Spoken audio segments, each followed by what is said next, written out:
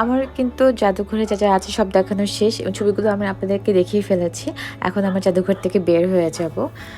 আর দেরাজ তো কাঠের আলনা, মানে আলনাটার নিচে একটা খুব সুন্দর করে বক্স টাইপের করা আছে যাতে অন্য কিছু রাখা যায়। আমরা কিন্তু বের হয়ে যাচ্ছি এখন জাদুঘর থেকে। বাকিটা একটু ঘুরে ঘুরে দেখবো, বিকজ আজকে আমাদের অনেক প্ল্যান আছে। শুধু কিন্তু মাইকেল মধুসূদন দত্তের বাসা দেখবো না, আমরা ভরত ভায়নার দেউল আছে সেখানেও যাওয়ার একটা প্ল্যান আছে। আর আকাশ কিন্তু আংশিক মেঘলা করে আসছে।